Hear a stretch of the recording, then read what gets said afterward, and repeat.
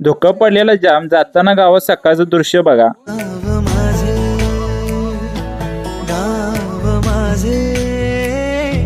दूध घालून दुकानापाशी येते तवर धुकं जाम पडल्यामुळे वैरणीला काही लवकर जाय येत नाही. इकडे तवर बैलांचाच विषय चाललेला टॉपच्या गाड्यांचा.